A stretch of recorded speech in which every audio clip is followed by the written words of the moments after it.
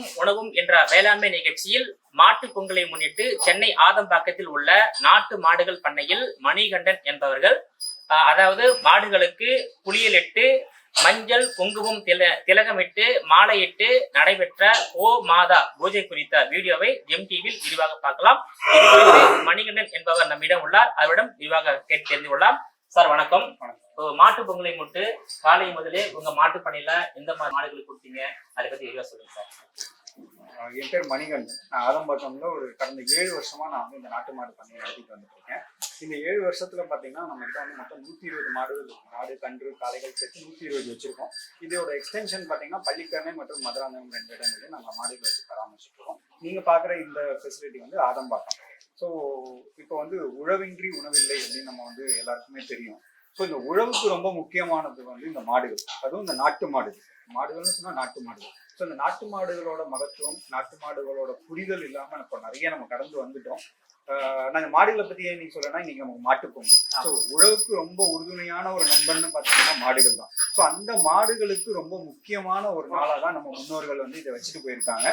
அதை வந்து நம்ம தலைமுறையா ஃபாலோ பண்ணிட்டு இருக்கோம். அப்படிப்பட்ட ஒரு நன்னாள் இன்னைக்கு. ஸோ எங்களை பொறுத்த வரைக்கும் இன்னைக்கு எப்படின்னா, இப்போ நம்ம வீட்டுல ஒரு குழந்தை பிறந்ததுன்னா அந்த குழந்தையோட ஃபர்ஸ்ட் பர்த்டே எப்படி சொல்லி செலிப்ரேட் பண்ணுவோம், 2வது பர்த்டே எப்படி செலிப்ரேட் பண்ணுவோம், அடுத்தடுத்து வர பர்த்டே நம்ம எப்படி செலிப்ரேட் பண்ணுவோமோ அதே மாதிரி இங்க இருக்கிற எல்லா மாடுகளுக்கும் ஒரே நாள்ல பர்த்டேங்கிற மாதிரி நாங்க ஒரு உணர்வு வச்சுக்கிட்டு இங்க இருக்கிற எல்லா மாடுகளையும் காலையில எழுந்தோடனே நல்லா வைக்கோல் வச்சு நல்லா தேய்ச்சி குளிப்பாட்டி அதுக்கு வந்து மாலைகள் இட்டு அதுக்கு வந்து நெத்தியில வந்து குங்குமம் மஞ்சள் இதெல்லாம் தடவி அதுக்கு ஒரு பூஜையும் பண்ணி ஸோ அதுக்கு வஸ்திரங்கள்லாம் சாத்தி நம்ம வந்து அது ஒரு கோமாதாவா வழிபட்டு, அதாவது இப்போ பாலுக்கு தாய்ப்பால் இல்லாம குழந்தைகள் எத்தனையோ பேர் இருக்காங்க. ஸோ ஆனா தாய்ப்பாலுக்கும் மேற்பட்ட பால் தான் நம்ம பசும்பால் அப்படின்னு சொல்லுவோம். ஸோ மாடுகள் இல்லைன்னா உழவு மட்டும் இல்லைன்னு இல்லை, மனித குலமே இல்லை அப்படிங்கிறது ஒரு நிதர்சனமான உண்மைக்கு நான் தெரியும். இப்போ ஸோ கடந்த 7 வருடங்கள்ல என்னோட டிராவல் பார்த்தீங்கன்னா, நான் ஒரு மாடுல ஆரம்பிச்சேன். இன்னைக்கு வந்து நம்ம கிட்ட 120 மாடுகள் இருக்கு. என்கிட்ட வந்து எல்லாமே நாட்டு மாடு மாத்திரம் தான் இருக்கு. என்கிட்ட வந்து மற்ற டைப் ஆஃப் மாடு, கிராஸ், ஜெர்சி, ஹெச்எஃப் மாடு என்கிட்ட இல்லை. இதுக்கு ஒரு காரணமும் இருக்கு. ஸோ நம்ம வந்து இப்போ இருக்கிற தலைமுறையை வந்து போய் கேட்டீங்கன்னா, நாயில் வந்து எவ்வளவு பிரீடு இருக்கு அப்படின்னு கேட்டீங்கன்னா அவங்க வந்து ஒரு 10 இல்லை ஒரு 5 வரைக்கும் வேகமா சொல்ல முடியும். ஸோ அதே தலைமுறை கிட்ட இன்னைக்கு வந்து நாட்டு மாடு எவ்வளவு இருக்கு, நாட்டு மாடுனா என்னன்னு தெரியுமா அப்படின்னு கேட்டீங்கன்னா யாராலையும் ஒரு பேர் கூட சொல்ல முடியல. அப்படி வந்து நம்ம மாட்டின வந்து மறந்து போச்சு, நம்ம அழிச்சிட்டோம் வேற. ஸோ அதனால என்னோட புரிதல், என்னோட தேடல் எப்படி இருந்தது அப்படின்னா, நம்ம இந்தியாவில் இப்போ இருக்கிற பிரீடையாவது எப்படி கன்சர்வ் பண்ண முடியும் அப்படிங்கிறதுக்காக ஸோ நான் ஒரு பெரிய புள்ளியா எடுத்து செய்யலைன்னாலும் என்னால் முடிஞ்சதை நான் வந்து செஞ்சுட்டு இருக்கேன். எங்கிட்ட இந்தியன் பிரீட்ஸ்ல 20 டிஃப்ரெண்ட் பிரீட்ஸ் இருக்கு. என்கிட்ட 20 டிஃப்ரெண்ட் பிரீட்ஸ் இருக்கு. இதுல சவுத் இந்தியா, நார்த் இந்தியா எல்லாமே இருக்கு என்கிட்ட. ஸோ 20 டிஃப்ரெண்ட் பிரீட்ஸ் வச்சிருக்கேன். இன்னும் நான் என்னோட கலெக்ஷன்ஸ் இன்க்ரீஸ் பண்ணிட்டே இருக்கேன்.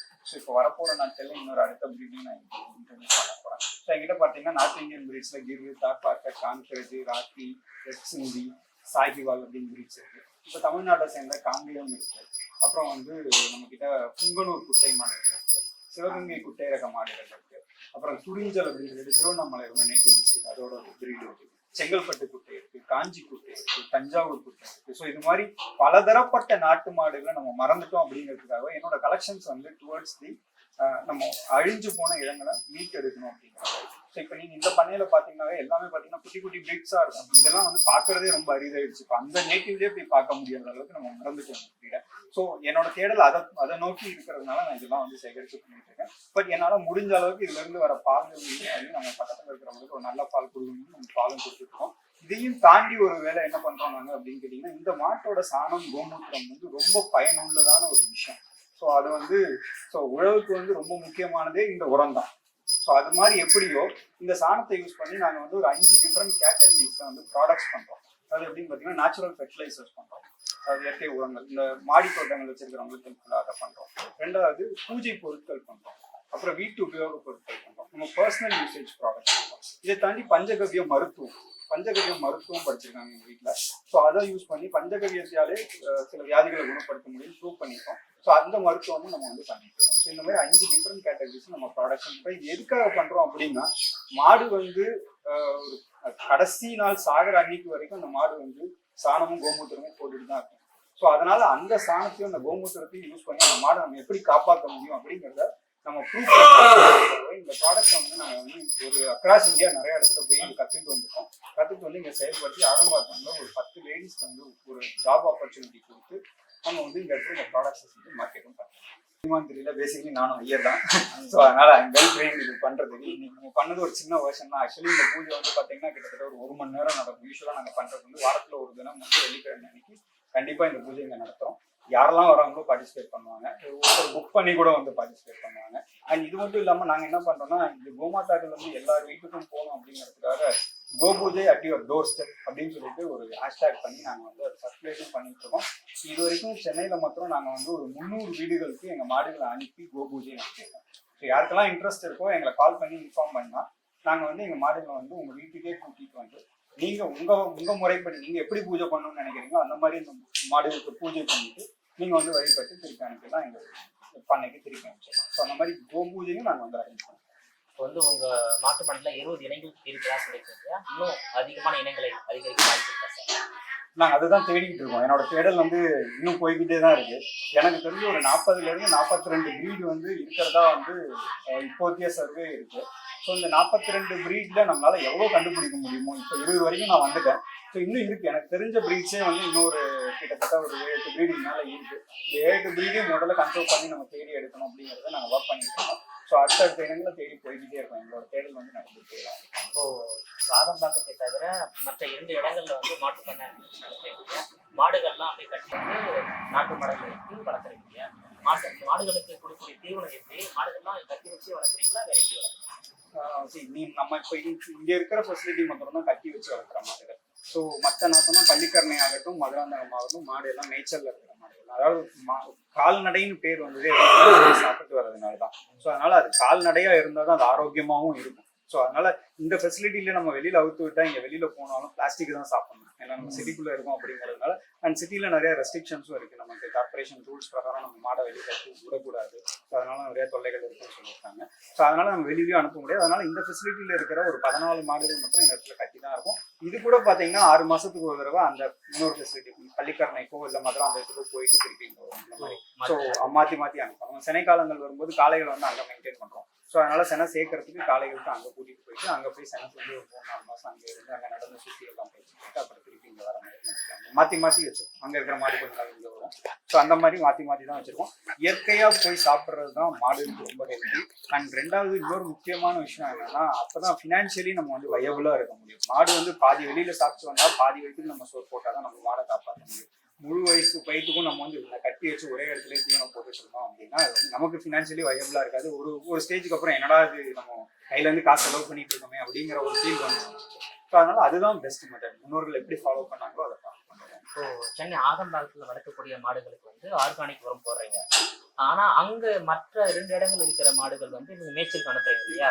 அந்த மேய்ச்சல் பகுதி என்பது எல்லா விளைநிலங்களை வந்து ஆர்கானிக் இல்ல, ரசாயன உரத்தை பயன்படுத்தியும் விவசாயம் பண்றாங்க இல்லையா? எப்படி நீங்க அந்த மாடுகள் எப்படி அதை முறையா ஆர்கானிக் விவசாயத்துல மட்டும் மேய்க்க விடுவீங்க? அதை பத்தி சொல்லுங்க சார். நீங்க சொல்ற பாயிண்ட்லயே வந்து பாத்தீங்கன்னா விளைநிலங்கள்ல நம்ம மேய்ச்சலுக்கு போனா நமக்கு சண்டை தான் வரும். ஸோ விளைநிலைகளுக்கு மேய்ச்சல் போகாது மாடு. ஸோ நம்ம மாடு மேய்க்கிறவங்க கூட்டு போறதே பாத்தீங்கன்னா அந்த கரம்பா இருக்கிற பகுதிகள், மேய்ச்சல் புறம்போக்கு இடங்கள். ஸோ இந்த மாதிரி மேய்ச்சலுக்காக ஒதுக்கப்பட்ட பகுதிகளில் தான் வந்து இது மேய்ச்சலுக்கே போகும். இப்போ ஒரு பெரிய ஏரியா எடுத்துக்கிட்டீங்க அப்படின்னா வருஷம் பூரா ஏரியில தண்ணி இருக்காது. ஸோ அதுல தண்ணி இல்லாத நாட்கள்ல பாத்தீங்கன்னா நிறைய புல் இருக்கும். அந்த புல் வந்து ரொம்ப ஹெல்தி மாடு சாப்பிட்றதுக்கு. ஸோ அந்த மாதிரி பகுதிகள் நிறைய இருக்கு. நம்ம இப்போ மதுராந்தகம் இடத்தை எடுத்துக்கிட்டீங்கன்னா கிட்டத்தட்ட ஒரு 20,000 ஏக்கர் வந்து மேய்ச்சலுக்குன்னே நிறைய இடங்கள் இருக்கு அந்த இடத்துல. வருஷத்துக்கு 1 போகமோ இல்லை 2 போகமோ போடுறவங்க தான் ஆள் இருக்காங்க அந்த இடத்துல. ஸோ அதனால மாடுகளுக்கு மேய்ச்சலுக்கு குறைச்சலே கிடையாது அந்த இடத்துல. ஸோ அதனால நம்ம ஆர்கானிக் உரம் போட்டு பண்றாங்க, ஆர்கானிக்கா பண்ணல அந்த மாதிரி ஃபீலே இது கிடையாது. ஆமாம். ஸோ நம்ம மோஸ்ட்லி வந்து கட்டி வச்சு போடுற ஃபீடு தான் வந்து சில டைம் ஆர்கானிக் இல்லாத ஃபீடாக வரதுக்கு சான்ஸ் இருக்கு. நேச்சர்ல போய் சாப்பிடும்போது 100% அது வந்து நேச்சுரல் ஃபீட் சாப்பிடுறது. இப்போ வந்து சென்னை மாநகராட்சி ஒரு அறிவிப்பு வெளியிட்டு இருக்காங்க. என்னன்னா மாநகரில் வந்து மாடுகள் வந்து ரோட்ல அடையும் போது அது மக்களை வந்து முட்டிக்கிறது, சாலையில் வந்து நிற்கும் போது போக்குவரத்து நெரிசல் ஏற்படுகிறது. அதனால வந்து சாலைகளுக்கு 2 முறைக்கு மேல் மாடு வந்தா அந்த மாடு வந்து மாநகராட்சி வந்துன்னு சொல்லியிருக்காங்க. அதை பற்றியும் கருத்து சொல்லுங்க. ஆனா நீங்க அப்படிலாம் இங்க வளர்க்கல மாடு எல்லாமே நீங்க இங்க கட்டி வச்சு தரமான உரம் போடுறீங்க. உங்களுடைய கருத்து மட்டும் சொல்லுங்க சார். கருத்து வந்து சரி ஒருத்தருக்கு ஒரு மாதிரி டிஃப்ரெண்டா இருக்கும். ஸோ என்னோட கருத்தை பொறுத்த வரைக்கும் நான் வந்து என்ன சொல்ல விரும்புறேன்னா வந்து இப்போ வந்து ஒரு 15 வருஷத்துக்கு முன்னாடி போய் பார்த்தீங்க அப்படின்னு சொல்லி 15 வருஷத்துக்கு முன்னாடி இவ்வளோ வீடுகள் இல்லை, இவ்வளோ கட்டுமான பணிகள். ஸோ அப்போ கால்நடைகள் நிறைய அதோட இடங்கள் தான் இப்போ வீடுகளாகவும் நம்ம கட்டுமான பணிகள் நடந்த இடங்களாகவும் வயல்வெளிகள் தான் இப்போ வந்து வீடு இருக்கிற இடமாகவும் மாறிடுச்சு. நம்ம எவ்வளவோ அதை பார்த்துருக்கோம் இல்லைங்களா. ஸோ இப்போ அதோட இடத்துல தான் நம்ம இருக்கோம் ஆக்சுவலி. இப்போ இதை வந்து நம்ம வெளியில போகக்கூடாது வரக்கூடாதுன்னு சொல்றது வந்து ஒரு கால்நடையை வந்து அப்படி நம்ம வச்சுக்கவும் முடியாது. ஸோ எண்ட் ஆஃப் த டே என்ன சொல்லுவாங்க அப்படின்னா சிட்டிக்குள்ள மாடை வச்சுக்க கூடாது அப்படின்னு சொல்லுவாங்க. ஸோ மாடு இருக்கக்கூடாது, மக்களுக்கு பால் மட்டும் வேணும் அப்படின்னா எப்படி பால் கிடைக்கும் அப்படிங்கிறது என்னோட தாழ்மையான கருத்து. பட் என்னை பொறுத்த வரைக்கும் நான் வந்து என்ன சொல்றேன்னா கவர்மெண்ட் ஒரு ரூல்ஸ் வைக்கிறாங்க அப்படின்னா அதை நம்ம சில இடங்கள்ல ஃபாலோ பண்ணி தான் ஆக வேண்டியிருக்கு.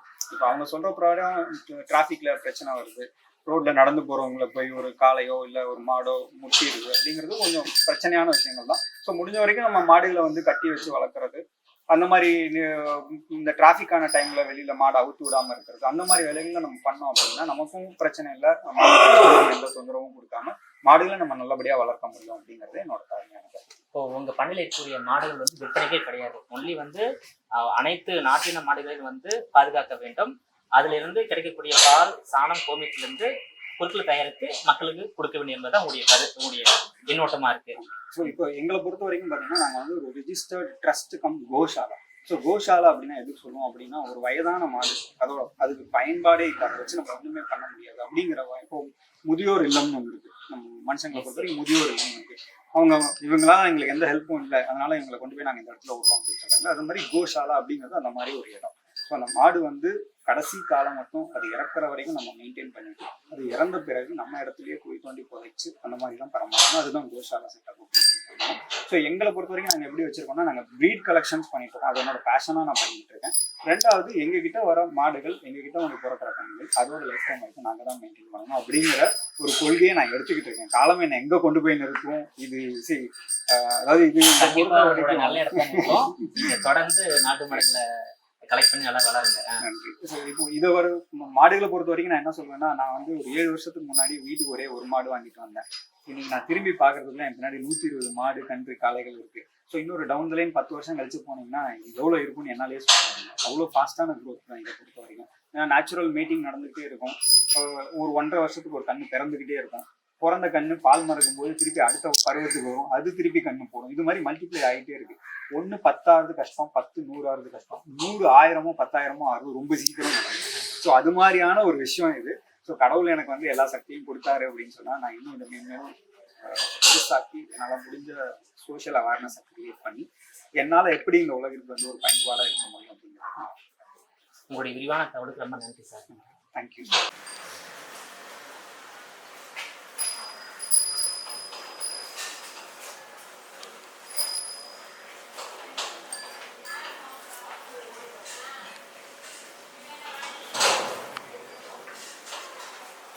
தெய்வமாக தான் கொண்டாங்க. பூஜைங்கிற கான்செப்டே நம்ம ஹிந்து மதத்துல தான் இருக்கு. அதை வந்து பராமரிச்சு ஒரு மாதிரி மணிகண்டன் சார் மாதிரி மக்கள் மெயின்டைன் பண்றாங்கன்னா அது பெரிய பெரிய விஷயம். ரொம்ப உயர்ந்த எண்ணம் உள்ளவங்க தான் பண்ண முடியும். வெரி டைம் கன்சூமிங் அண்ட் நிறைய பணமும் எனர்ஜியும் நிறைய டைம் அண்ட் எனர்ஜி உழைப்பு தேவை. சும்மா ஒரு மாடை மெயின்டைன் பண்ணா ஆரம்பத்துலேருந்து கவனிக்கணும். அது இல்லை அதுக்கு வியாதி வந்துடும், ஏதோ பிரச்சனை வரக்கூடாது. அதுக்கு கரெக்டாக ரா மெட்டீரியல், அதாவது புல், வக்கோல், பட்டிக்கொட்டை, எள்ளு புண்ணாக்கு, பால் கறக்கிற மாட்டுக்கு எள்ளு புண்ணாக்கு, பட்டிக்கொட்டை இதெல்லாம் கொடுப்போம். அந்த காலத்தில் சின்ன பையனாக இருக்கும்போது எங்கள் வீட்டில் மாடெல்லாம் உண்டு. கோயம்புத்தூரில் எங்கள் அப்பா இருந்தார். அப்பவே எங்கள் வீட்டில் 3 மாடு இருக்கும். அவனாசின்னு ஒரு இடத்துல இருந்து மாடு வரும், நல்லா உயரமாக இருக்கும். அது மாதிரி காங்கேயம் காளை மாடு மாதிரி உயரமாக இருக்கும். ஓனார் வந்து ஜோடத்தில் வச்சு ஸ்டூல் போட்டு போதான் கறக்கணும், அது ஹைட்டில் இருக்கும். அந்த மாதிரி மாடு. அதுலேருந்து நாங்கள் இந்த மாதிரி பாருங்க, அந்த ப்ரௌன் கலர் இந்த ட்ரிவாண்ட்ரம் வெரைட்டி. ட்ரிவாண்டத்தில் இந்த மாதிரி மாடுகள் நிறைய இருக்கும். அது குட்டையாக இருக்கும். எங்கள் அம்மாவே பால் எடுப்பாங்க அந்த காலத்தில். நாங்களாம் படிக்கிற மேலே 7ஆம் கிளாஸ் 8ஆம் கிளாஸ். இந்த கான்செப்ட் எங்கள் வீட்டில் ஆரம்பத்துலேருந்து எங்கள் அப்பாவுக்கு மாடுன்னா ரொம்ப பிடிக்கும், எனக்குமே ரொம்ப பிடிக்கும். நானுமே மாட்டுக்கெல்லாம் எல்லாம் தீனி போட்டு அதெல்லாம் பண்ணி எல்லாம் பண்ணி மாட்டுக்கு இது பண்ணி எல்லாம் இது பண்ணி என் சிஸ்டர் வீட்டு திருவாரூர்லேருந்து அங்கே நான் படித்தேன் 10th 11th. அப்போவுமே அந்த வீட்டில் 3 மாடை வச்சு நான் தான் மெயின்டைன் பண்ணுவேன். அவங்களுக்கு எல்லாம் மாடுக்கு வேணுங்கிற ஆகாரங்கள் அவர் தோட்டம்லாம் இருக்கு, வயல்லாம் இருக்கு, நடு உரம் வைக்கோல் உரம் எல்லாம் வரும், வைக்கோல் போடணும், வைக்கோல் போடணும். அதுக்கு மாட்டுக்கு இந்த பருத்தி குட்டையில அரைப்பேன், நானே அரைப்பேன். 7ஆம் கிளாஸ் 8ஆம் கிளாஸ் 9ஆம் கிளாஸ் படிக்கும்போது நானே அரைச்சிருக்கேன். எதுக்கு சொல்லாருன்னு பெருமைக்கு இல்லை. இது வந்து மாட்டுக்காக நம்ம செய்யறது, பகவானுக்கு செய்யறது. கோமாதாங்கிறது ஒரு ஒரு முக்கியமான ஒரு கான்செப்ட். கோமாதாங்கிறது ஒரு ஒரு அன்னைக்கு ஈக்குவல், தாய்க்கு ஈக்குவல். அந்த மாதிரி ஒரு கான்செப்ட் இருக்கிறது ரொம்ப நல்லது. உங்க பேர் ஐயா? டாக்டர் விஸ்வநாதன், ரிட்டையர்ட் ப்ரொஃபஸர் அப்படின்ட்டு கீழ்பாக் மெடிக்கல் காலேஜ். ன்றது வந்து உழவர்கள் வந்து தங்களுக்கு உதவி செய்த மாடுகளுக்கு வந்து ஒரு நன்றி செலுத்தும் வகையாக பண்ற பொங்கல் இது. ஸோ அவங்க பொங்கல் அந்த நாளுக்கு வந்து மாடுகளுக்கு குளிப்பாட்டி அதுக்கு பொட்டுட்டு புதுசா கயிறு மாத்தி எல்லாம் பண்ணுவாங்க. அண்ட் அவங்க வைக்கிற பொங்கலை வந்து அந்த மாடுக்கு ஊட்டி விட்டு மகிழ்வோடு கொண்டாடுவாங்க. அண்ட் இதுக்கு ஒரு பாட்டாதான் வந்து ஜல்லிக்கட்டு அப்படின்ற ஒரு விளையாட்டும் நடக்கும். ஸோ நாங்க வந்து இந்த கோஷாலாவை வந்து ஜல்லிக்கட்டு ப்ரொட்டஸ்ட் நடந்த போது ஆரம்பிச்சது. ஸோ அப்போ வந்து எங்களுக்கு ஒரு இன்ட்ரெஸ்ட் வந்து இந்த கோஷாலாவை ஆரம்பிச்சோம். ஸோ இப்போ வந்து கிட்டத்தட்ட ஒரு 100க்கு மேல மாடு நாங்க வச்சுட்டு இருக்கோம். ஸோ நீங்க வளர்க்கக்கூடிய மாடு எல்லாமே வந்து கறவை குறைவான இனம் தான். அதாவது நாட்டு மாடுகளை வளர்க்க வேண்டும். சாணம் கோமியத்திலிருந்து இயற்கையான பொருட்களை தயாரித்து மக்களுக்கு கொடுக்க வேண்டிய எண்ணத்தோடு தான் நீங்க தொடங்கிருக்கீங்க. அந்த எண்ணத்தோடு தான் மாடு வளர்க்குறீங்க. ஸோ இப்ப வெளிநாட்டு மாடுகள் பாத்தீங்கன்னா உங்களுக்கு நிறைய பால் தரும். ஸோ அதனால வந்து நிறைய பேர் வந்து அதுவே வந்து மாடு வளர்ப்பாங்க, அதுகிட்ட இருந்து வந்து பால்ல இருந்து பெனிஃபிட்ஸ் வாங்கிப்பாங்க. பட் இப்ப நம்ம நாட்டு மாடு தான் நிறைய இந்த வெட்டுக்கெல்லாம் போறது வந்து, ஏன்னா இது பால் நிறைய கறக்காததுனால அவங்க வந்து இதுல இருந்து ஒரு யூஸும் பயனும் இல்லை அப்படின்றதுனால வெட்டுக்கு அனுப்புறாங்க. ஸோ அதெல்லாம் நாங்க பாதுகாத்து, பால் மட்டும் வந்து முக்கியம் கிடையாது, அதுகிட்ட இருந்து வர சாணம் கோமூத்திரமும் வந்து அதுலயும் நிறைய மெடிசினல் பெனிஃபிட்ஸ் இருக்கு, அதுலயும் வந்து நிறைய பயன் இருக்கு அப்படின்னு சொல்லிட்டு நாங்க கன்சர்வ் பண்ணி அதுல இருந்து நாங்க வந்து ப்ராடக்ட்ஸ் பண்றோம்.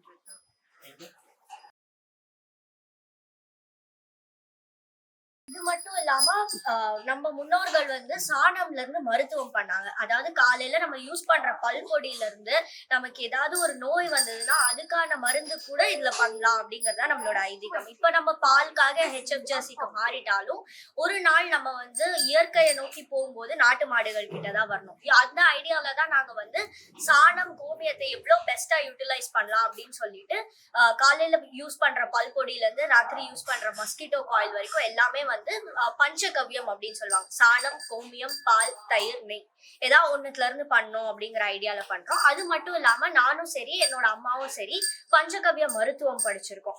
சோ அதாவது யாருக்காவது ஒரு நோய் அப்படின்னாக்கா இந்த பஞ்சகவ்யங்கள் வச்சு அவங்களுக்கு வந்து ட்ரீட்மெண்ட் பண்றது அண்ட் அவங்களோட டெய்லி லைஃப்லயே வந்து பஞ்சகவ்யம் எவ்வளவு பெஸ்டா யூட்டிலைஸ் பண்ணா அவங்க வந்து ஹெல்த்தியா இருக்க முடியும் அப்படிங்கிற ஐடியா வச்சு இந்த கான்செப்ட் ரன் பண்ணும். மாட்டு பொங்கலை பத்தி இருக்கு. ஸோ எங்களை பொறுத்த வரைக்கும் எங்க கோஷாலால வந்து இவங்க எல்லாருமே என்னோட அண்ணன் தங்கை அந்த மாதிரி தான் நான் பாக்குறேன். ஸோ எனக்கு ஒரு பர்த்டே எப்படி கொண்டாடுறோம் அந்த மாதிரி அவங்களோட பிறந்த நாள் கொண்டாடுற மாதிரி காலையில இவங்களை குளிப்பாட்டி, இவங்களுக்கு ரொம்ப பிடிச்சது வந்து இந்த வெல்லம், வாழைப்பழம், கரும்பு, இந்த பழங்கள்லாம் ரொம்ப நல்லா சாப்பிடுவாங்க. ஸோ அவங்களுக்கு வந்து அந்த பழங்கள்லாம் கொடுத்து புது கயிறு மாற்றி அந்த மாதிரி வந்து நான் என் பிறந்த நாள் எப்படி கொண்டாடுவேனோ என்னோட சிஸ்டர்ஸ்க்கு பர்த்டே கொண்டாடுற மாதிரி கொண்டாடுவேன். இப்போ மாட்டு பொங்கலை முன்னிட்டு உங்க மாட்டு பண்ணையில உள்ள மாடுகளுக்கு இன்னைக்கு என்ன தீவனம்? இன்னைக்கு ஜென்ரலா காலையில குடுக்குற அடர் தீவனம், வைக்கோல், புல்லு இதெல்லாம் கொடுத்தோம். அது தவிர வந்து இன்னைக்கு வந்து ஸ்பெஷலா வெல்லம், நீங்க பார்த்த மாதிரி வாழைப்பழம் கொடுத்தோம், அப்புறம் வந்து கரும்பு கொடுத்தோம் காலையில. இந்த மாதிரி அவங்களுக்கு பிடிச்ச விஷயங்கள் நிறைய கொடுப்போம். உங்க பேரு? நேத்ராவதி. உங்க பேரு? ஸ்ருதி. ஹாப்பி மாட்டு பொங்கல்.